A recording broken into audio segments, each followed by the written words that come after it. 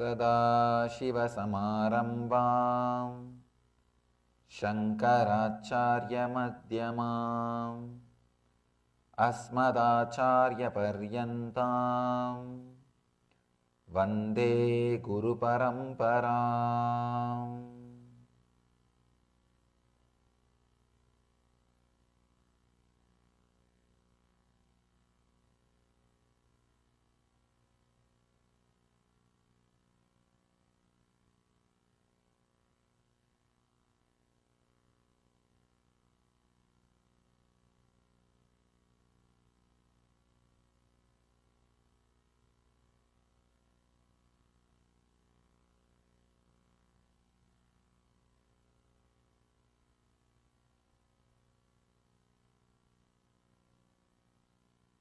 I welcome you all with my love and respect.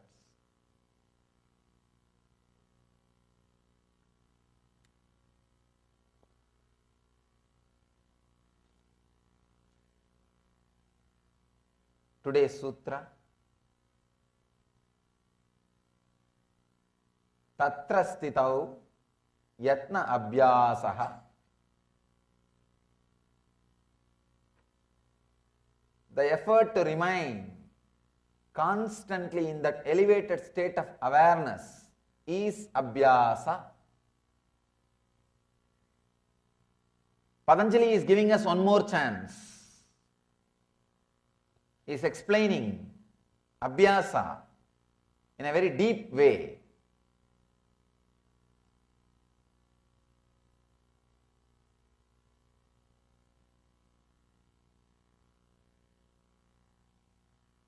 Today I am going to say it.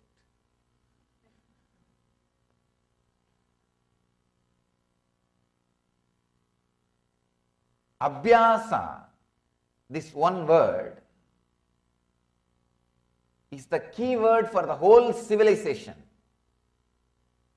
Please understand that from animals evolving as human beings and in the human being level, expressing various things, whether it is spiritual knowledge or things of the outer world, whatever, expressing all those things.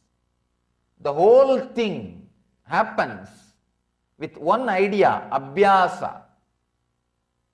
I can say abhyasa is the key for the whole thing. Whether it is success in the outer world or success in the inner world, research and development in the outer world or research and development in the inner world, anything achieved needs abhyasa. That is why Patanjali talks about this abhyasa in a very deep way in this sloka. Patanjali uses very minimum words only for very important concepts. I can say this, each sutra, he reduces one full tree to the seed form, and that seed he offers. Each sutra is a seed out of which a whole tree can be created. Or I can say he has reduced the whole tree into a seed, an offering. So he never uses extra words or extra concepts or extra words for the same concepts. It doesn't do all the three, neither extra words nor extra concepts or extra words for same concept. It doesn't do any of this. Minimum concepts and minimum words to express. Here, for abhyasa, is giving one more chance, because we don't catch the truth. See, there are some truths he wants us, we should never miss it. Even if we skip one or two words, we should not miss it. That's the reason he is putting all effort, more effort on describing abhyasa. In last sutra he described about abhyasa and vairagya. Now he is giving a deep description, very detailed description, definition of abhyasa. Tatra stitau yatnaha abhyasa. The effort to remain constantly in that elevated state of awareness is abhyasa. Abhyasa means, if I have to loosely translate, I can say practice. That word is too small, but no other word. Abhyasa means again and again bringing yourself back to that center, elevating yourself to that higher state of consciousness, centralizing yourself in the truth. He is giving us one more chance and describing it more detailed way, because he wants us to remember this idea. He says, understand, I have given so much of importance to this idea. So understand the importance of this idea in your day-to-day life. He is giving us one more chance. I have one story about chance. I'll read it out because the words are very nice. A convention to prove that accountants are not stupid is set up in a massive stadium. Accountants from all over the world watch as the MC calls up the first volunteer, one senior accountant, and asks him, what is 15 plus 15? After 20 seconds, that volunteer says 18. Everyone is little disappointed, but all the accountants started yelling. They start yelling, give him another chance, give him another chance. The MC says, well, I guess we can give him another chance. He asks, what is 5 plus 5? After 30 seconds, the volunteer says 90. Everyone is crestfallen. But the accountants again start yelling, give him another chance, give him another chance. The MC says, okay, one last chance. What is 2 plus 2? The accountant closes his eyes after a whole minute, eventually says 4. MC looks very relieved, but suddenly all the accountants start yelling, give him another chance, give him another chance.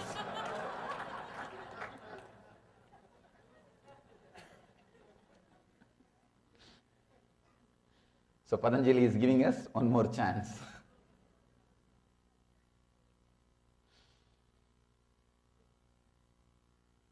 Abhyasa. Just 1 month before, one of our devotee in India, sometime used to come and go to the ashram.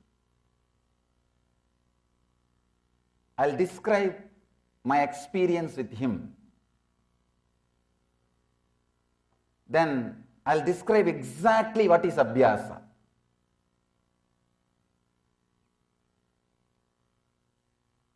Usually I don't see or look into the minds of the people. Only when they ask me to guide them, only when they request me sincerely, Swamiji, please look inside and guide, I try to look inside their mind. Otherwise I never look inside, because I respect their privacy. And who wants to look all the junk?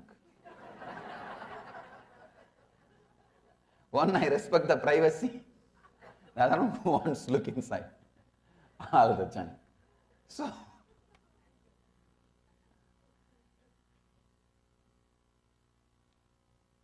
that day, he requested me for some guidance. I told him, all right, give me a little time. I'll just see whatever is going on inside your mind, then guide you. He was in a big trouble. The trouble is, he was in love with somebody. That person is not looking at him. That person is not giving attention, not giving care. not bothered about him. So it was torturing him. Around 8:30 early morning, he came out of his room, and he was around me. I could see very clearly what was going on inside his inner space. He did not describe it. I can relate. He was coming to the temple with me. He was walking with me. After a few minutes, he received a call from his house. He has some difficulty. He has some problem in his house. Means the house is going to be taken away by the bank. Some serious issue. Suddenly I saw his mind started fighting with that problem. Till then he was fighting with this problem that I am giving so much attention, sending so many signals, the other person is not responding, the other person is not understanding, I really care for her or I really love her. That was the complication going on, means the kind of a conflict inside. Suddenly this conflict took over. I could see very clearly how that whole game of mind is happening. This complication took over. This is a very serious survival issue. House is a survival issue. So this complication started happening. I saw this, so he completely forgot about her or his love. Everything is forgotten. He is fully busy with this one idea, one concept, that is, he is in trouble and his house is in trouble. The basic things need to be attended. All the complications goes on. He was in tension. And he asked me, Swamiji, how to solve this issue, how to attend this issue. I very casually said that don't worry, the things will be settled.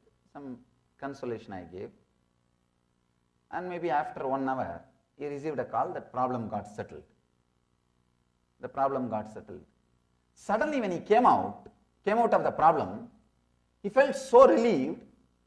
The morning suffocation which he had, the difficulty which he had, constantly he was thinking about, oh, I am giving so much attention to her, she is not caring, that nagging feeling, that feeling completely disappeared in him.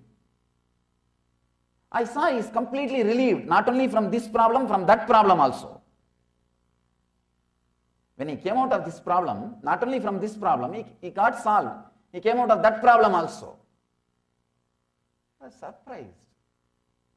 How come one problem, if he comes out of this problem, only this problem should get solved? How come that problem is also solved? He is completely clear. Then I saw his mind. I could see his inner space. There was no difficulties. He was in completely peace and rest. Please understand, I am describing exactly as it happened inside the inner space. If you look inside, you can also see what I am saying will be true many times in your life. He got completely relieved from the whole problem. I asked him, how do you feel now? He understood. I am seeing the whole thing happening inside him. Suddenly he said, I also don't understand, Swamiji. Morning I felt so much nagging by that one idea. She is not responding to me. She is not understanding my love. I was suffering. But when I had some survival problem, bigger problem, that got disappeared. It was pushed backside. Now when this problem got solved, I thought that problem will come up. Now I will pick up that problem. But it's not happening. Once this problem is solved, I am completely at ease, at peace. I don't know how. Please understand, the whole thing, every moment, your idea about pain, your idea about pleasure, your idea about joy, your idea about love gets changed. If a new wave comes, you don't know what that new wave will make, what changes it will make inside you. If some other wave comes, you don't know what changes that wave will make inside you. Your mind is not a logical thing. If it was logical, what should have happened after the second problem got solved? You should have started thinking about first problem. But it is not happening. You can see even in your life, sometime when some serious problems comes up and it gets solved, it gets moved, you will see suddenly you are completely relaxed, you are in the restful awareness, you are not bothered about some other problems which you are thinking, which you are contemplating, on which you are working. The big difficulty is you always think mind is logical. Mind is logical. Please understand, mind is not like a solid ground. It is an ocean. One wave, when it comes, it can clear some 10 problems which was there. Problem can dissolve problems. Wave can move waves. Many times, please understand, I can say this is one of the important truth I want to drill inside your inner space today. This is one important thing, truth, I want to drill inside. Problems can wash away problems. What do I mean by this word problems can wash away the problems? All your ideas about problems do not have base. It's like a floating. It is floating. Your idea about love, your idea about pain, your idea about attention, your idea about fear, your idea about worry, your idea about greed, your ideas, all these ideas are all just floating. They are not clearly rooted or hooked or grounded. They are all just floating. One wave is enough. Suddenly you will see so many things which you are thinking can never be removed, just disappears. I asked him, did you imagine the problem which you are thinking morning, early morning contemplating, will leave your inner space? He said, I can never imagine so much. I never imagined that will leave my inner space so easily, because that was haunting my inner space for quite a long time. That was there in my inner space continuously. So I never thought it will disappear or it will just move out of my inner space. Understand, sometimes problems can remove problems from your inner space. The big problem when it comes to survival, see, when his house was in problem, the big wave started happening inside his inner space. Suddenly all the small waves, all the small problems disappeared.